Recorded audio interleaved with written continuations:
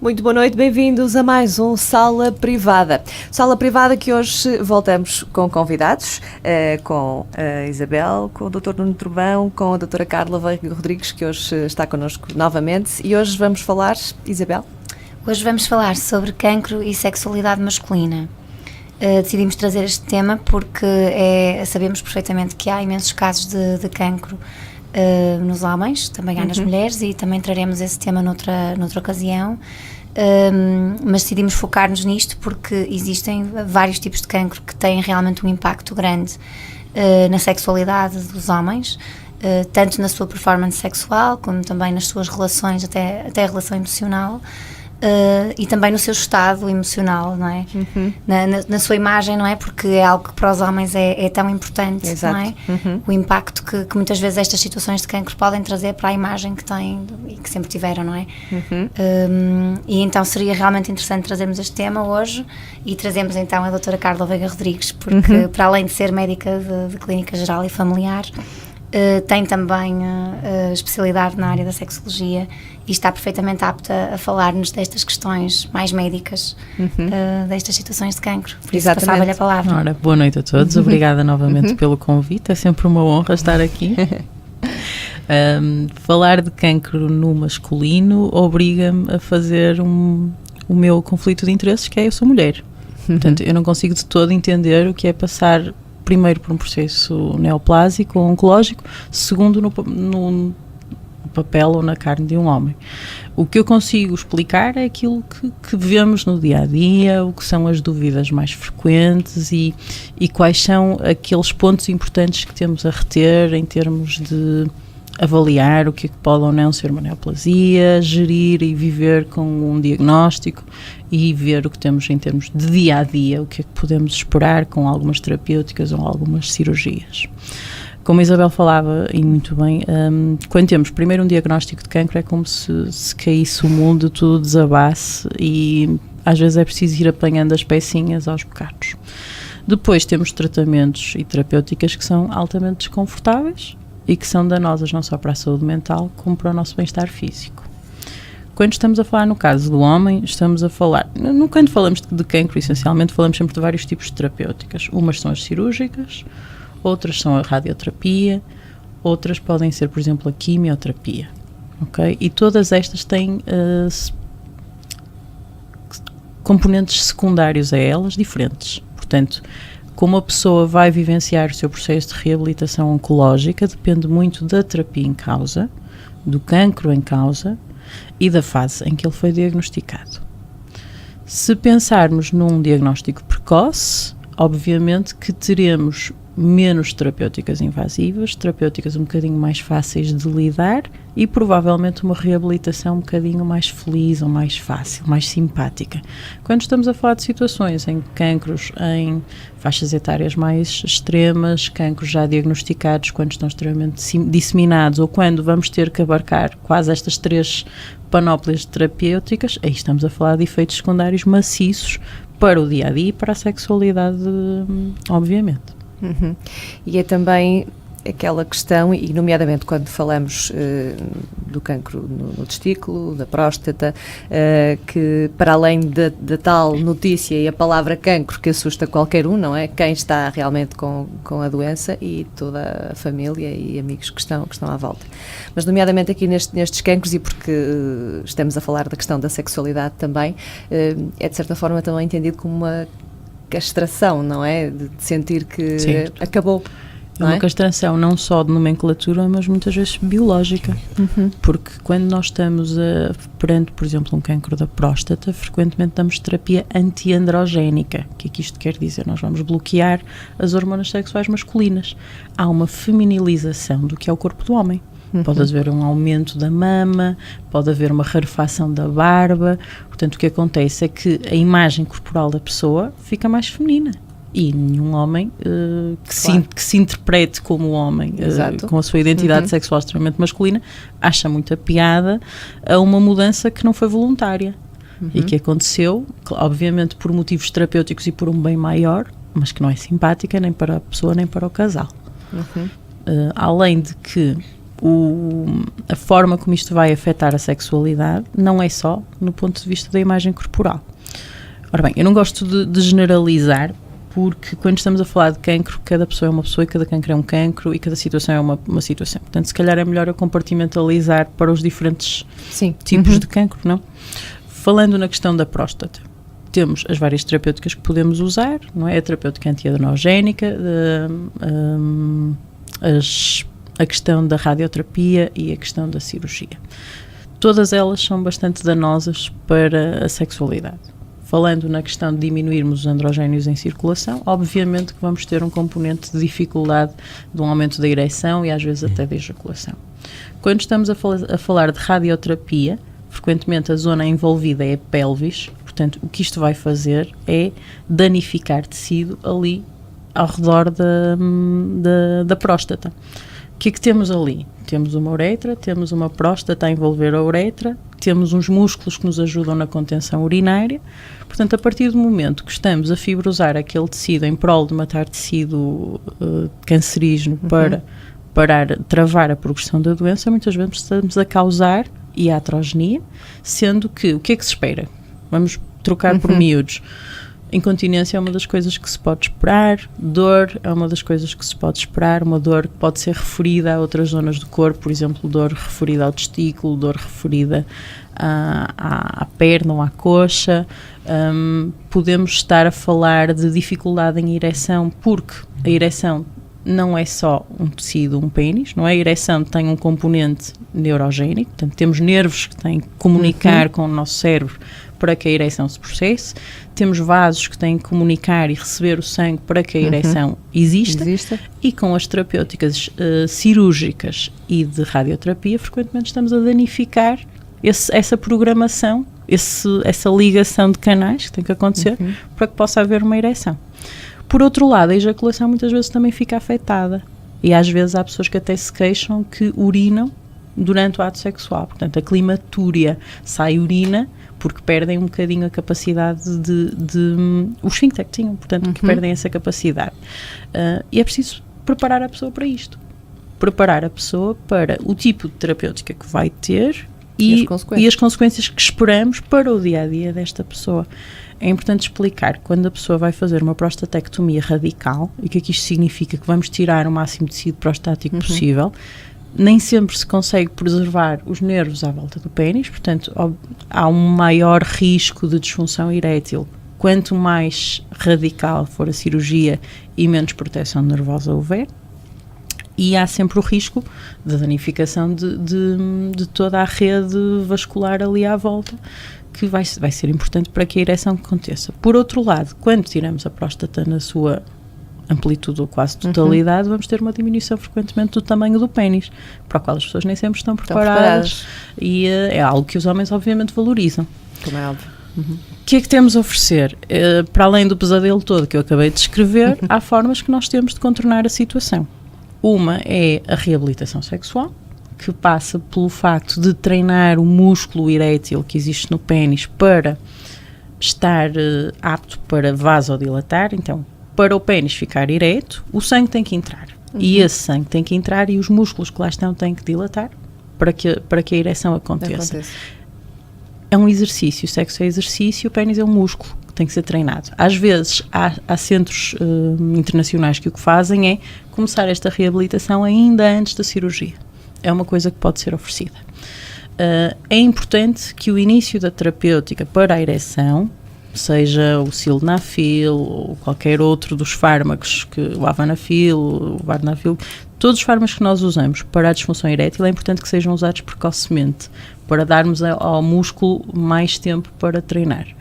Por outro lado, hoje em dia temos as fabulosas próteses penianas, que já têm um estado de arte muito interessante e são muito user-friendly, são cómodas, não tiram a espontaneidade do momento, porque podemos iniciar a ereção quando se deseja e tirar a ereção quando se deseja, portanto são sempre uma possibilidade. Agora, é preciso que estas cartas sejam postas na mesa. Exatamente, e que a pessoa aprenda a lidar com essa situação, não é? Porque também é outra questão aqui, Nuno, se calhar estás mais habilitado a respondermos aqui a esta questão que é de certa forma, até porque estávamos a falar na questão da castração e de sentirmos menos masculino, não é? E lidar com isso também não é fácil. E antes de mais, boa noite a todos também. Precisamente, esta se calhar é uma deixa que eu posso fazer, uma vez que chegamos a este ponto aqui da explicação da Carla. Isto tem tudo, o processo terapêutico tem todo muito menos danos se for bem preparado. E para ser bem preparado é preciso que lhe seja dada importância.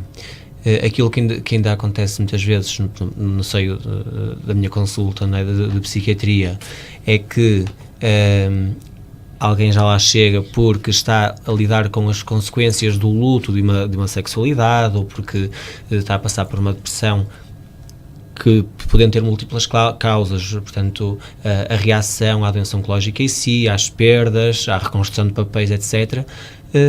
Ouço muitas vezes, por exemplo, a frase de a companheira do doente dizer: mal recebemos a notícia, disse-lhe logo, pronto, não te preocupes, porque eu não preciso da sexualidade, olha, não me importa nada. Ou muitas vezes até é transmitido por outros médicos ou pelo médico de família, por exemplo, pronto, agora vai ter que começar a pensar noutros interesses, ou seja, derrompante assim todo este luto. E como a Carla dizia, pode haver esse cenário, pode haver esse desfecho, mas cada caso será um caso, depende da precocidade com que é tratado, e não só é importante salvaguardar a sexualidade, como se salvaguarda num processo terapêutico de cancro todas as outras áreas de interesse da pessoa, para que ela não fique extremamente restrita a ruminar dia e noite desde que acorda o cancro, a doença, os tratamentos, os efeitos, estou farto, vou desistir. E nós tentamos abrir o leque, manter os interesses que tinha, descobrir novos, etc., potenciar-se. O guardar esse espaço para manter a sexualidade pode também ser terapêutico, porque todos os efeitos de viver uma sexualidade criam fisiologicamente, através de libertação de endorfinas, que, por exemplo, ajudam a colmatar a dor, o treino muscular, porque o sexo é exercício também. Tudo isso pode ser uma extremamente útil ferramenta terapêutica. E, se for valorizada, pode ser incluída a sexualidade até na preparação para o tratamento. E, portanto, quando se vai fazer essa preparação cirúrgica, se for feito o programa com estes fármacos que são utilizados para a disfunção erétil, no fundo o que estamos a aumentar é a reserva da capacidade dos genitais e, enfim, todo o sistema neurogénico para depois enfrentar os danos da doença. E é preciso que não seja posto, vou usar a expressão popular, o carro à frente dos bois. É preciso explicar ao doente que vamos acompanhando isto por fases, e pode haver inicialmente essa incontinência, pode haver essa dor, pode haver por exemplo, simples incapacidade de adotar a postura corporal que era habitualmente utilizada no ato sexual do casal, pode não conseguir, não tolerar essa posição. Há adaptações que se fazem, há brinquedos, há almofadas, há todo um conjunto de estratégias que é preciso serem faladas para se preparar e poderem ser incluídas na atividade sexual do casal. E depois há uma outra estratégia, que é expandir, e já falamos disto muitas vezes e reiteradamente, mas é sempre importante, expandir o conceito de sexualidade. Exatamente. Nem todo o ato sexual envolverá a penetração vaginal, portanto, todo o toque, o abraço, outras formas de atos sexuais, etc., continuam a existir e se calhar até vão ser potenciados porque antes não eram tão valorizados. Vamos reestruturar a intimidade do casal. Precisamente. Não é? Claro. Mais do que a expressão do que nós vemos como sexualidade, nós vamos reestruturar o que é a forma deste casal comunicar de uma forma íntima, seja mediante o beijo, seja mediante a carícia, seja mediante as cócegas, seja mediante o abraço ou a penetração. Portanto, os princípios da reabilitação sexual passam sempre por maximizar o que temos e valorizar aquilo que ainda não tínhamos pensado. Sem dúvida. Que está lá. Nós todos nascemos com ferramentas sexuais extremamente úteis, muito mais do que os genitais. E Sem esquecemos dúvida, delas. é algo que nós falamos aqui constantemente. Estamos sempre a trazer Mas este lá assunto. está, e a Isabel deve também sentir isto muitas vezes, que o facto de não ser comunicado nem falado, o homem está preocupadíssimo a julgar que, perdendo se calhar, deixar uma prazer à minha mulher, não é? perdendo a ereção, ou perdendo a ereção que tinha, ou o tamanho peniano que tinha, Que vai ser incapaz de dar aquilo prazer, era não é? para a companheira ou companheiro importante, e portanto ele agora vai ficar insatisfeito. E depois é preciso que haja quase este técnico a mediar para aquela pessoa dizer pela primeira vez à frente do doente, não, mas isso não é o mais importante para mim. É aquele momento em que até estávamos um bocado em preliminares, ou estávamos a namorar, ou estávamos etc. Que é o mais prazeroso, por precisamente. exemplo. Acho Sim. que o nosso papel quase nunca é de dar às pessoas algo que elas não tinham. É só lhes lembrarmos que as coisas estão lá e eles se Exatamente. esqueceram delas neste processo. Portanto, o nosso papel enquanto terapeutas ou enquanto médicos ou pessoas que acompanham o casal em dificuldades sexuais, mais do que lhes trazer algo que eles não conhecem, que raras são as vezes em que trazemos algo que não conhecem, é mostrar-lhes aquilo que eles têm e não estão a usar. Portanto, está tudo, o casal tem todas as ferramentas para ter sucesso neste processo. Só precisa de alguém que lhes vá dando umas dicas. Que será um bocadinho o nosso E de papel. reajustar, não é? Muitas vezes lá está a reajustar, nem tudo tem que ser igual, não é? Encontrarmos então uma nova forma de fazer as coisas que não significa que vai ser menos prazerosa do que já foi, não é? Claro, um reequilíbrio. Pois, exatamente. Um encontrarem reequilíbrio. Isso voltando um bocadinho atrás e à questão de que a Carla estava um bocadinho a falar, também da informação que o doente tem do Leva profissional, para casa. Claro. que o acompanha, não é? Porque isso Pronto. também é muito importante, não ser aquilo de, olha, É pronto, difícil. você vai ter uma cirurgia, pronto, Olha, vai acabar, vai ser assim. Acabou. Vai, Não é? defendendo Depois- a classe é difícil, nós sabemos exatamente clinicamente o que vai acontecer e às vezes é difícil traduzirmos isto para o que a pessoa pretende ouvir, que é a parte prática, Exatamente. que Era isso é, que tínhamos vou falado. precisar de fraldas, não vou precisar de fraldas, vou precisar de uma algália, não vou precisar de uma algália, preciso tomar medicação, não preciso tomar medicação, isto vai ser para sempre ou isto não vai ser para sempre. Óbvio que isto são conceitos que não são estáticos, e o que eu digo hoje pode ser mentira amanhã e a pessoa amanhã já pode estar melhor, e daí o processo de acompanhamento terapêutico, não é? Não há um diagnóstico, a pessoa fica com ele e leva-o para casa sozinha. Sim, A ideia é sempre com estarmos sempre Sim, em com a ideia de contacto. cada Agora, caso é um caso e cada pessoa... há efeitos secundários que Claro. esperamos por serem absolutamente mais frequentes ou pelo tipo de cirurgia que fizemos, e temos é que aconselhar a pessoa a passar por eles. A incontinência é um processo esperado, na grande maioria das vezes, é frequentemente temporária e pode ser melhorada tanto com medicação como com fisioterapia do pavimento pélvico, que é uma coisa que a maioria das pessoas não sabem que existe. Verdade. Existem Existe, fisioterapeutas sim, de pavimento pélvico que são profissionais maravilhosos e maravilhosas. Pronto, eu só conheço essencialmente mulheres, mas acredito que haja homens a trabalhar na área, e são muito úteis em fazer a pessoa perceber que músculos existem na contração muscular pélvica para condicionar a contenção ou a continência ou incontinência e trabalhá-los de forma a potenciar o que temos para colmatar uma situação que aconteceu. E o processo de reabilitação de uma incontinência com um fisioterapeuta de pavimento pélvico é muito mais rápido versus o processo de reabilitação sem fisioterapeuta de pavimento pélvico. Portanto, fica aqui também mais uma dica. Entrando aqui noutra temática também sensível, e quando falamos de pacientes jovens em idade fértil e que querem constituir família, de terem também este receio de com um cancro, falamos do testículo, ou isso, que possam ser incapazes Certo.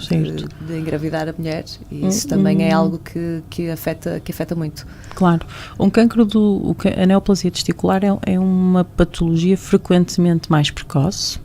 Vemo-la em faixas etárias mais jovens, às vezes nos 20, às vezes nos 30, às vezes nos 40, mas estamos a falar de pessoas que mantêm o seu estado fértil. Aliás, o estado fértil os homens frequentemente mantêm quase até ao fim de vida, têm esta felicidade, mas estamos numa fase em que frequentemente colide com a fase de constituir família, de desejar filhos e algo mais. Qual é o problema? Cada vez mais nós vemos cancros numa idade mais avançada, em que já o encaramos de outra forma. A forma de encarar um cancro que é limitativo não só a nível sexual, mas a nível fértil, numa faixa etária tão precoce, é preciso ser vista de outra forma. Em primeiro lugar, acho que muitos dos homens não fazem a sua palpação testicular e é importante estarem atentos à dureza, à consistência dos seus testículos, à forma como eles deslizam ou não no saco, de estarem aderidos ao saco ou não, ou de terem dor. Isto pode ser um sinal de que algo se passa, não é? Portanto, é importante, da mesma forma que nós mulheres fomos ensinadas a fazer esse autoexame para a mama, embora a sensibilidade não seja, obviamente, muito alta, é importante que os homens sejam ensinados a fazer este autoexame dos seus genitais e a palpação testicular. Por outro lado, quando aparece um diagnóstico de um cancro de um testículo, regra geral, o que vai acontecer vão ser duas vias. Ou se trata de um cancro particularmente benigno, em que bastará a cirurgia e que se faz a remoção do testículo afetado, e aí podemos ou não pôr uma prótese, que são umas próteses que são muito, muito semelhantes ao que é o testículo normal e funcionam um bocadinho por uma questão de imagem corporal, não por uma questão funcional. Claro. E temos a situação de cancros que precisam, para além da cirurgia, de quimioterapia. O que é que a quimioterapia pode trazer? Pode afetar, de facto, a fertilidade masculina. Portanto, é importante que estes casais sejam sensibilizados e encaminhados para um centro onde possa ser feita a recolha de gametas e preservação, para se mais tarde desejarem ter um filho, este possa ser feito com os seus gametas que estarão em conservação. Neste momento há uma série de hospitais centrais que têm os seus próprios centros de fertilidade a que devem recorrer e que, regra geral, quando há um diagnóstico em contexto hospitalar, os utentes serão encaminhados para os centros de apoio à fertilidade quando este tipo de cancros são diagnosticados. Agora, é sempre preciso um componente não só de orientação, mas muitas vezes de apoio psicológico, não é, Isabel? Acredito que frequentemente lido com pacientes que acabam por ficar limitados na sua sexualidade ou na sua fertilidade cedo. Isto é um processo de luto que é preciso acontecer e reestruturar, não é? Claro que sim, principalmente porque tem tudo a ver com as expectativas que são criadas à volta, não é? Neste caso da parentalidade, não é? Do saber que se está apto a corresponder às expectativas do outro quando se está numa relação, não é? E quando de alguma forma se sente que isto está abalado, não é? Há a sensação de não ser suficiente, talvez para a outra pessoa, não é? E o risco de a relação ficar ameaçada, não é? Surge muito este tipo de pensamentos e de sentimentos. Mas trata-se de um cancro em que muito frequentemente a sexualidade não é assim tão afetada quanto isso, que se não for, se a terapêutica for, se estivermos a falar de uma situação benigna e for pura e simplesmente a exerce do testículo e a colocação da prótese, nem sempre a sexualidade é assim tão afetada quanto isso. Agora, há obviamente situações muito mais extremas em que mas a sexualidade vai ser preservada, é mesmo uma questão de retrabalhar, reestruturar, porque pode haver ali um período em que a sexualidade não esteja a funcionar no seu pleno, ou no habitual para o casal, e é preciso compreender que há fases de transição e que se conseguem ser superadas, portanto nessa fase maximizar outras práticas, outras formas de expressar a intimidade e a sexualidade e lentamente reestruturar e recondicionar à forma que o casal deseja ter. Já quando falamos de cancros do pénis, já estamos a falar de uma situação um bocadinho diferente, porque pode ser pura e simplesmente a exerce da lesão que for vista, ou pode terminar mesmo com uma amputação do pénis, o que é dramático para muitos homens, não é? É a verdadeira castração cirúrgica do que os homens veem frequentemente como a sua identidade, não é? Claro. O pénis na sua plenitude, perdê-lo é castrador emocionalmente, sobretudo. Exatamente. E era a questão que estávamos aqui a falar, até porque utilizamos várias vezes a expressão luto nestas questões. Nuno, como é que se lida com estas situações, se é que se consegue lidar de uma forma... Conflito de interesses, também nunca lidei com um doente que tivesse passado por um tratamento tão radical como uma amputação, mas também posso dizer que saindo um bocadinho além do âmbito do cancro masculino genital, qualquer processo de cancro que a pessoa esteja a passar, e sendo frequente nos homens também, o gastrointestinal, etc., a imagem corporal vai ser afetada, por exemplo, se tiver uma cicatriz cirúrgica, se perder peso durante os tratamentos, se ficar com o saquinho no abdômen da colostomia ou da ileostomia, naturalmente que a pessoa, sentindo a imagem corporal afetada, como sentirá e terá, de facto, também em casos como o da amputação peniana ou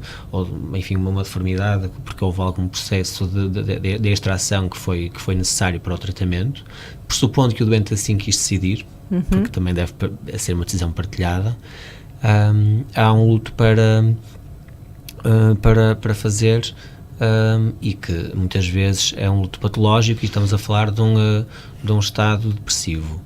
O que é que acontece com a depressão e a resposta, os mecanismos de resposta sexual?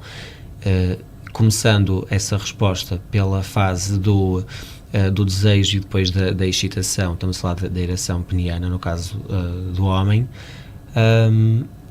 ela vai estar um pouco toldada desde o início, ou seja, existe esta relação dual de depressão e disfunção sexual, em que a pessoa deprimida, obviamente, não consegue fruir de prazer nos interesses que eram habituais, já não são tão apelativos, não provocam a mesma saliência no pensamento, não é? Na mente, não provocam o mesmo apelo e, portanto, não deixa o impulso neurológico cerebral até aos genitais que predispõe a pessoa para o ato sexual, e ao mesmo tempo também diminui a resposta cerebral e mesmo da sensibilidade periférica e genital a estímulos dos órgãos dos sentidos, de visão, audição, o tacto, tudo, que a pessoa até possa estar a receber diretamente. Existe uma diminuição da resposta e, portanto, a pessoa não tem desejo, e se antes se pensava que era mais nas mulheres e até nas classificações médicas internacionais acabou por se adotar o conceito sociológico de nas mulheres a excitação e o desejo são um bocadinho mais mistos, são mais circulares, um influencia o outro. Tem-se cada vez mais descoberto que nos homens com disfunção sexual também é assim mais circular e mais em loop, ou seja, o desejo aumenta a excitação também aumenta o desejo e sofre interferências do contexto. E não é só linear. Excitação, depois ereção, etc, até ao orgasmo. O que acontece aqui é que o desejo e a ereção peniana, portanto a parte da excitação, vão estar afetados, o que traz consequências ainda de agravamento, porque a pessoa que já está deprimida começa ainda a ter reforçada aquela ideia, aquela que nós chamamos de cognição depressiva, de uma menos-valia, de uma incapacidade, de uma sensação de inutilidade, todos eles sintomas da depressão. E aqui o que será mais importante em termos pragmáticos, julgo que é fazer a pessoa analisar o seu contexto real, porque muitas vezes o que acontece nessas cognições depressivas é que a pessoa está a julgá-las de uma forma mais pessimista, e se conseguimos analisar objetivamente quais são as limitações que tem, então é sobre essas limitações que se vai conseguir trabalhar, não é? E adaptar com as outras estratégias de potenciação das capacidades e da sexualidade deste doente. Por outro lado, também acontece que quando é oferecido acompanhamento também psiquiátrico para um doente a passar por um processo de cancro, se ele não for idealmente conduzido, pode também, com a terapêutica antidepressiva, estar-se a afetar a sexualidade. Ou seja, o ideal é que a pessoa já não ande deprimida e dá-se aqui uma medicação para a pessoa conseguir também tolerar melhor os tratamentos e não querer desistir, etc. E se ficar esquecida da sexualidade como estamos, na verdade, a potenciar isto por outra via, não é? E, portanto, também o tratamento de um processo, de uma reação depressiva que tem a ver com o luto de uma função que se está a perder ou que está ameaçada, tem que contemplar, se falarmos de tratamento médico, um tratamento psiquiátrico e medicamentoso que seja poupador ou que seja potenciador da sexualidade. Portanto, também é uma questão que deve ser falada pelo doente e pelo médico, mas para que ambos saibam que isto é importante. Decisão partilhada. Exatamente. Sempre, que é cada vez mais o que nós pretendemos na medicina, não é? Acabou aquele conceito de disease-centered, portanto, centrado na doença e no que a doença implica, mas sim passamos para o patient-centered concept. Portanto, a decisão vai ser guiada com o paciente e pelo paciente. Claro que isto não invalida o que é a nossa decisão clínica, não tirou de facto poder ao médico, como alguns colegas da velha guarda às vezes sentem. Não é tirar poder na indecisão, é incluir o paciente no processo de decisão terapêutica, porque ele vai ser a pessoa que, em última instância, vai viver sofrer com as aquilo consequências e vai, daquilo que estamos a decidir. Sem dúvida. Portanto, é preciso uma população cada vez mais literada para a saúde, para ser capaz de tomar esta decisão em plena consciência, não é?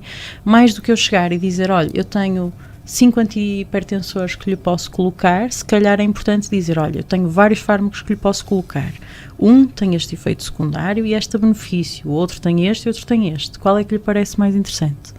Porque aqui estamos a mostrar, nós tivemos a decisão clínica de dizer, ok, é preciso farmacoterapia, temos este espólio ao dispor, mas agora para si, qual é que é o mais adequado? É o que toma de manhã? É o que toma à noite? É o que faz urinar tantas vezes por dia, porque se calhar se anda a sair de casa não é tão fácil. E este processo para o paciente é importante. No fundo, reforça a aliança terapêutica entre médico e doente. E na sexualidade, esta aliança terapêutica é crucial.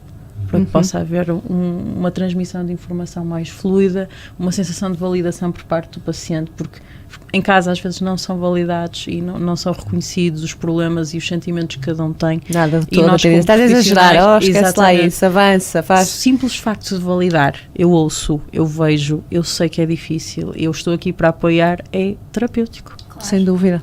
Até como dizia há bocado o Dr. Nuno muito bem, muitas vezes, por exemplo, a companheira até pode estar muito tranquila com a ideia de deixar de haver vida sexual, não é? Mas ele pode não estar. Claro, mas por vezes é um mecanismo da companheira de assegurar que não vai ser um problema e às vezes pode tentar ser tranquilizar ou não é? de certa forma achar que não vai se preocupes, tranquilizar. eu vou continuar aqui, não é isto que é importante para mim, mas a forma como fraseamos pode ser limitador e na hora é preciso não é às vezes fazer essa ponte e dizer, dizemos, pronto, é claro que não te vou deixar porque deixaste de ser o ser sexual que eu conheci antes. Claro. É um bocado, podemos ver das duas formas, podemos ver da forma, ok, vou fugir com a rabo à seringa, então agora já me livrei, ou eu vou estar aqui independentemente da tua funcionalidade sexual. Pode ser a mensagem subliminar. Pode ser essa dizer, eu vou estar aqui para termos sexo de outra forma. Claro. Ou seja, porque às vezes a intencionalidade, sendo até boa, vou continuar aqui, vamos fazer outras coisas. Não, também vamos continuar a fazer isto, apenas vamos mudar a forma como fazemos. Claro. Eu vou continuar a estar aqui a acompanhar-te, a tomar as tuas dores, a estar ao teu lado, independentemente da tua expressão sexual ser só no teu pênis ou ser no resto do teu corpo. Eu estou aqui ao teu lado. Sem dúvida alguma, já se passou aqui o nosso tempo, isto passa a hora, que eu digo, as conversas são mesmo assim, e quando são interessantes passam num instantinho. Resta-me agradecer mais uma vez aos três pela presença num sala privada e até um próximo programa. Obrigada.